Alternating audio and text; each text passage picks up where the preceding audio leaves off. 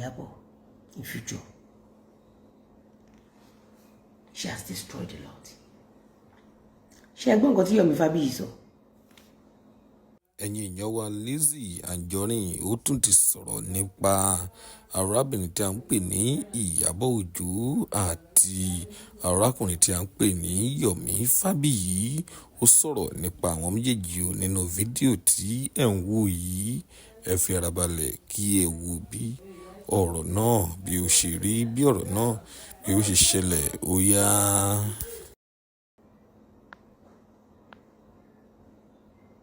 Iyabo allegedly mi bá wà tí Yomi débẹ̀ bó tilẹ̀ jẹ́ pé Ọlọ́run ló mú Yomi. Ọlọ́run ló ṣe kíni ló mú Yomi. Ó lọ sílé Yomi according to nǹkan tí Yomi sọ allegedly mi síbẹ̀. Wọ́n ló lẹ court letter. Gbogbo nǹkan tí Yomi ló ṣe ó kéré sí nǹkan tó ṣe fẹ́mi.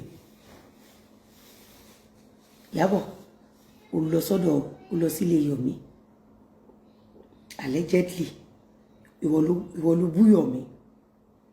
Yomi bú tiẹ̀ padà ó wá lọ sí kóòtù lọ gbàwé ó wá lẹ̀ mọ́lẹ̀ ó wá ṣe padà ó wá padà sí kóòtù pé kò dáhùn torí pé ó fẹ́ gba bench warrant wọ́n lè bá ti Yomi mẹ́wọ̀n.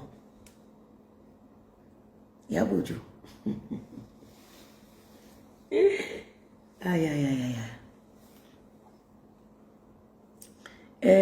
be opening always, open-minded, be open-minded always. Really?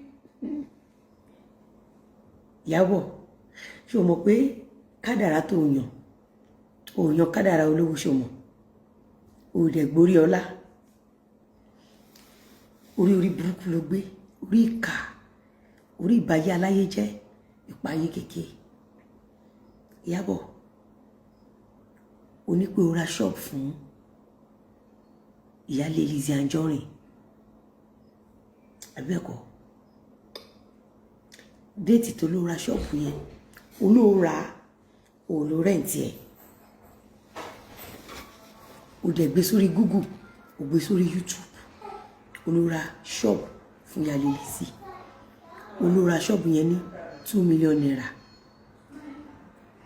Iyabo olóra ṣọ́ọ̀bù yẹn ní 2 million lẹ́yìn ìgbà tó sọ fún Fọlá pé kò pin account. Ṣé o mọ̀ pé ìgbà tó sọ pé ó ra ṣọ́ọ̀bù fún Fọlá kò ṣe pé ó dá sọ pé Fọlá ó wá dorúkọ mi mọ̀. Mo lérò pé àsìkò yẹn time and date yẹn ṣó wà lọ́wọ́ ẹ̀ ṣá ṣé receipt ibi tó sanwó sí wà lọ́wọ́ ẹ̀ ṣó wà lọ́wọ́ ẹ̀.